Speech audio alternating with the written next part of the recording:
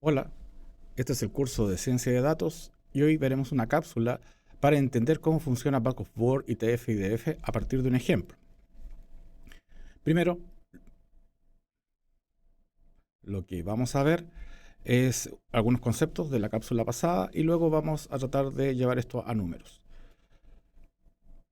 Lo que vamos a dividir esta cápsula en dos partes, en tres partes básicamente. Una que es el cálculo del vector TF, que es el vector de frecuencia. Luego el cálculo del IDF y finalmente la conjunción de ambos y construir finalmente la matriz TF-IDF. Como vimos en la clase pasada, los pasos claves dentro de lo que es el procesamiento del lenguaje natural para datos no estructurados es representar el texto como un vector, definir una medida de distancia o similitud para poder comparar estos vectores y finalmente entender que existen varios modelos de lenguaje. El que vamos a ver ahora es el Back of Word y luego también vamos a hacer otra cápsula sobre modelos más probabilísticos. Ahora nos vamos a concentrar en lo que es la representación de texto utilizando TF, o sea, el vector de frecuencia. Recordar también que existen tres conceptos claves que son parte de un texto, que es determinar cuáles son las palabras como unidades mínimas, que son palabras individuales o tokens, y que generalmente están separadas con un blanco, ¿ya? También el concepto de corpus, que es la colección de documentos que me van a permitir construir un vocabulario y un diccionario apropiado para después comparar los textos. Entonces lo que vamos a ver ahora es Back of Word y lo que vamos a hacer es tratar de construir esta representación de vectores para texto. Recuerden que en el caso de Back of Word no se preocupa de la secuencia, para ellos es irrelevante, solo lo que interesa es el peso de la palabra. Para eso vamos a ver varios métodos para poder pesarlas.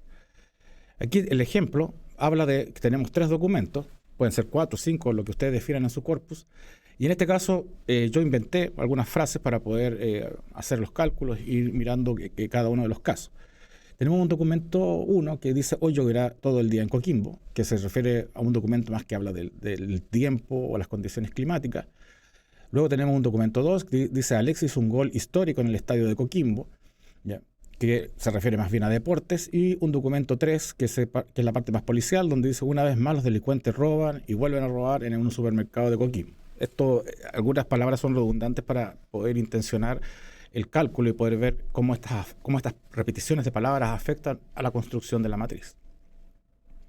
Bueno, lo primero que debemos acordarnos es que cuando yo tengo un corpus, tengo muchas palabras y muchas de estas no son útiles, ¿ya? Como pueden ver aquí dice, hoy lloverá todo el día en Coquimbo, pero pueden ver que el artículo el se repite en los tres textos y eso le quita importancia para poder comparar estos textos o estos vectores al fin y al cabo.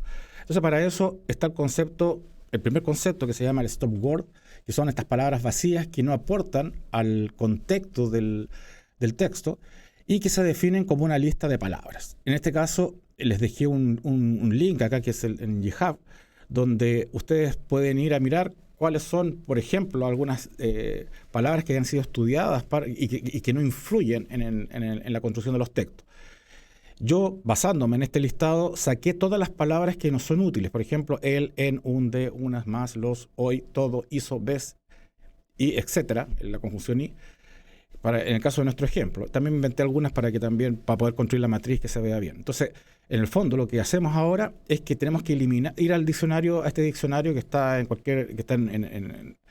como les digo, en internet, o incluso las aplicaciones como la que usamos nosotros, que es Nime.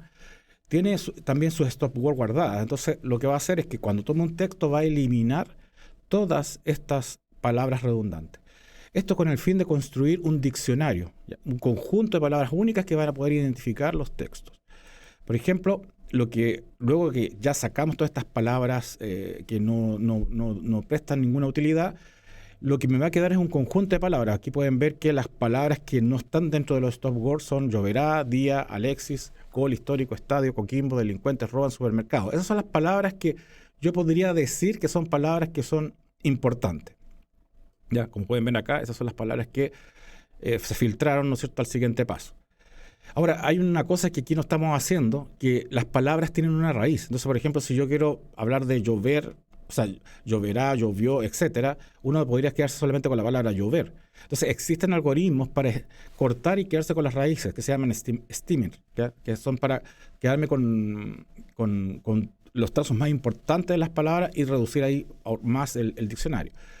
Pero en este caso es para entender cómo se hacen los cálculos, así que vamos a asumir de que la palabra lloverá, día, léxico, histórico, etcétera, están reducidas ya, que es de hecho lo que interesa para la evaluación, ¿ya? Entonces, lo que vamos a hacer ahora es calcular vamos a calcular la matriz de frecuencia, así que ya pasamos los textos por este colador, ¿no es cierto?, de stop word, nos quedamos con las palabras importantes y con eso podemos definir nuestro vocabulario o diccionario. Con este vocabulario o diccionario podemos construir esta matriz que está acá. Entonces, como pueden ver, en las filas están los documentos, documento 1, documento 2, documento 3, y en las columnas, las palabras de nuestro vocabulario o diccionario.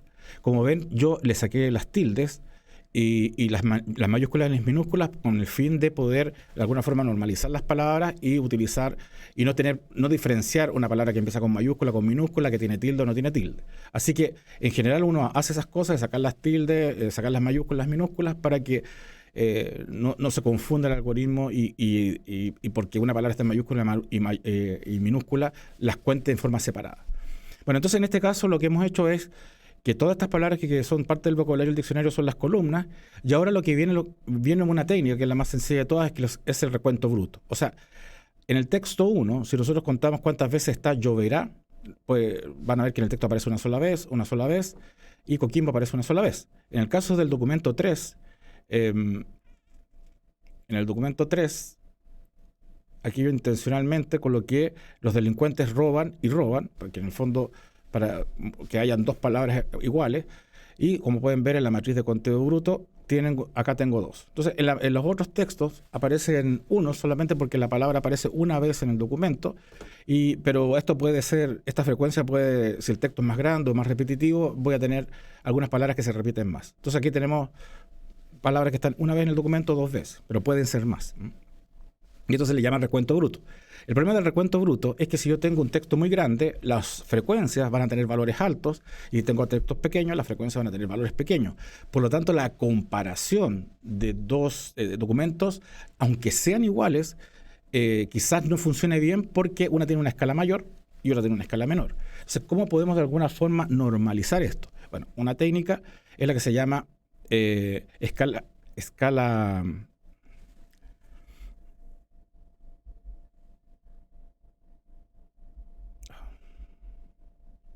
Disculpen, es que se volvió loco la máquina. Ya, entonces tenemos el recuento bruto, que es solamente los unos y los dos. Y ahora lo que vamos a hacer es tratar de normalizarlo. Una forma tradicional, que antiguamente se utilizaba, era solamente indicar que si aparecía la palabra, colocar un 1 cuando aparecía la palabra y un 0 cuando no aparecía. Entonces, como pueden ver aquí en Roban, que tenía 2, aquí solamente queda con 1. ¿Aparece o no aparece? ¿Qué permite esto? Que en el fondo, de alguna forma, estoy normalizando los textos y así me permite, de forma binaria, comparar los vectores. La verdad que igual cuando yo quito la frecuencia y solamente coloco un valor entre 0 y 1, de alguna forma estoy perdiendo información. Pero esta es una técnica que se utilizaba para poder para construir esta matriz de frecuencia. Otra es utilizando el logaritmo. O sea, por ejemplo, en este caso, los logaritmos sí son logaritmos naturales, y como podemos ver, yo tengo ahora el TF, que es la frecuencia que conté por reconteo bruto, y le sumo 1 y le calculo el logaritmo natural. Por lo tanto, la matriz me queda de esta forma. Como pueden ver, Roban tiene un número más grande porque está indicando de que se repite más veces, pero de alguna forma hemos tratado de normalizar a partir de la escala logarítmica. Otra técnica para poder normalizar estos textos y estas matrices es utilizando lo que se llama la escala por la palabra más frecuente. Esta, la verdad, que es la que yo he usado más en las cosas que yo he hecho, y lo que hace es que calcula, ¿no es cierto?, o divide la frecuencia que está en un documento, por ejemplo aquí lloverá, que está una sola vez, y la divide por la cantidad máxima de frecuencia en toda la matriz. Como ustedes se recuerdan, Roban tenía frecuencia 2, por lo tanto, el valor que estoy anotando acá es 1 dividido por 2, o sea, 0,5. Y en el caso de Roban, como Roban tiene 2 palabras en su documento, yo divido 2 por 2 y eso me da 1. Entonces, como pueden ver, la matriz aquí normaliza entre valores entre 0 y 1. Y esa sería otra forma de normalizar. Entonces, recuerden, hay 4 formas, que es conteo bruto, es colocando si se encuentra o no se encuentra la palabra, con escala logarítmica, o utilizando la escala por palabra más frecuente. Esas son las formas como yo podría construir mi matriz. Dependiendo del problema, si usted me pregunta por la prueba, uno les puede colocar alguna de esas técnicas y ustedes van a tener que construir la matriz a partir de la técnica que corresponde, ¿ya? Bueno, ahora lo que tiene de malo la técnica anterior es que solamente cuenta las palabras, pero no, de alguna forma no revisa si hay palabras que son más importantes que otras. Entonces, para eso vamos a utilizar lo que se llama el cálculo de vector IDF, que me sirve para, de alguna forma, ponderar aquellas palabras que pesan más, que tienen más fuerza, ¿no es cierto?, y que son más importantes con respecto a las que no son tan importantes. Este es como un segundo filtro. Recuerden que hicimos un primer filtro que era más brutal, que era el de top score, que lo que hacíamos era sacar la palabra, pero aquí no. Aquí tenemos palabras que no están en el listado de stop word, pero que no son tan importantes, pero igual aportan. Entonces tenemos que, de alguna forma, encontrar esas palabras. Y esto se calcula utilizando lo que es la fórmula del IDF, que la fórmula de IDF no es más que la razón entre la cantidad de documentos que tiene mi corpus, en este caso nuestro corpus tiene 3 documentos, y dividido por los documentos que contienen esa palabra en específica, se le calcula el logaritmo natural y con eso obtenemos el IDF, como lo vimos en la cápsula anterior. Por ejemplo, esta matriz es una matriz de recuento bruto, o sea, están las frecuencias originales, ¿ya? Y nosotros vamos a tratar de poder construir a partir de ese recuento, ¿no es cierto?,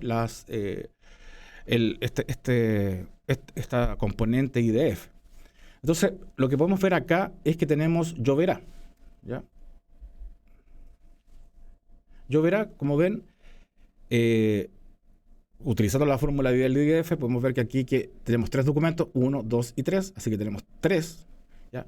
Y luego tenemos 3 y luego tenemos dividido por 1 porque aparece en un solo documento. Si le calculo a esa razón el logaritmo natural, me va a dar 1.03. Si luego lo hago con la palabra día, lo mismo, tengo 3, que serán los 3 documentos que existen, dividido por las veces que aparece la palabra día. Por lo tanto, la ponderación de esa palabra es 1.09. Lo mismo con Alexis, con Gol, con Histórico, con Estadio, ¿ya? Todas dan lo mismo porque se repite una sola vez, pero en el caso de Coquimbo, que ustedes pueden ver que en los 3 textos yo agregué intencionalmente Coquimbo, lo que yo tengo es que Coquimbo aparece en los 3 textos, ¿ya? Y tengo 3 documentos, por lo tanto esos 3 dividido por 3 que da 1 y el logaritmo natural de eso da 0. ¿Ya? Así que quiere decir que Coquimbo, a pesar que no es un stop word, es una palabra que no aporta a la discriminación entre los documentos, o sea que no me sirve para comparar. Así que se dan cuenta, automáticamente el IDF la va a eliminar. Ya vamos a ver más adelante cómo la elimina. Bueno, delincuentes sigue teniendo una. Roban, como pueden ver, aquí tengo frecuencia 2, pero a mí lo que me interesa es la cantidad de veces que aparece en el documento. Así que tengo 3 documentos y la cantidad de veces que aparece en un documento es 1, ¿ya? Que aparece en un documento en particular. Así que eso da 1.09 y después finalmente tenemos supermercado. Quedan lo mismo, ¿ya? Entonces, recuerden que acá es en qué documento aparece la palabra, no importa la frecuencia, eso es importante, ya no se van a confundir. Bueno, luego que he hecho este recuento, ya tenemos todos los cálculos de los valores o estas ponderaciones IDF. Pueden observar que esto es como una ponderación. Entonces, con esa ponderación ahora yo voy a multiplicar mi vector de frecuencia. Por ejemplo, lo que vamos a hacer ahora es mezclar, ¿no es cierto?, las frecuencias en TF y la vamos a mezclar con las IDF. ¿Cómo se hace eso? Bueno, aquí pueden ustedes ver que he utilizado estoy calculando la matriz TF-IDF utilizando escala por palabra. ¿Ya? ¿Se acuerdan que la escala por palabra era esta división entre el máximo y la frecuencia de la palabra en particular, que me daba 0,5, el 0,5 el TF, 0,5, 0,5, 0,5, y aquí 1, porque el TF de Roban es mayor. ¿ya? Porque ya lo habíamos calculado. Y lo multiplico por el valor de IDF. ¿Ya? Entonces, como pueden ver, es tan sencillo como eso. Pueden ver que Coquimbo aparece con 0. Ahora, la palabra Coquimbo no existe. ¿Ya? ¿Y por qué no existe? Porque aparecen los 3 documentos y como el IDF de Coquimbo es 0, por lo tanto ya no tiene relevancia dentro de esta esta nueva matriz. Y bueno, el resto se multiplica tal como ya lo vimos, salvo que en este caso Roban, como tiene una frecuencia mayor, su TF es 1, y multiplicado por el 1.09, que fue el IDF que yo calculé. Bueno, aquí en el fondo están las mismas, era para recordar acá que todos estos valores que aparecen arriba multiplicados son los que calculamos a partir de la fórmula del IDF. Y el TF, recuerden que es el utilizando escala por palabra más frecuente, que ya lo habíamos calculado, también pueden revisar en las matrices anteriores. Bueno, finalmente, si yo multiplico los valores, esta es la matriz final, y como pueden ver, la matriz TF y DF, utilizando escala por palabra más frecuente, podemos ver que Coquimbo, bueno, obviamente ya lo dijimos, pierde su valor de comparación. Sin embargo, Roban, como tiene mayor frecuencia, tiene un valor mayor al resto de los vectores. Y con eso podemos nosotros comparar, ¿no es cierto?, los diferentes documentos unos con otros. Entonces, la idea es que cuando después yo tenga un nuevo texto y quiero saber a qué tipo de documento pertenece o a qué se parece, yo lo que hago es convertir, a partir de la misma fórmula con TF y DF, convertir esos valores a estos que tienen la matriz, y luego este vector completo lo comparo con una medida de distancia, que en este caso la medida de distancia la vamos a ver en una próxima cápsula. ¿Ya? Bueno, aquí están para que se recuerden de que estos valores de IDF no salieron de ningún lado. Y con eso terminamos la cápsula de hoy. Entonces, la próxima cápsula vamos a ver cómo comparar los vectores utilizando la similitud de coseno. Y con eso finalizaríamos todo lo que son todo el contenido que nosotros tenemos para Back-of-Word, ITF y DF. Espero que les sirva esta clase. Nos vemos en la próxima cápsula.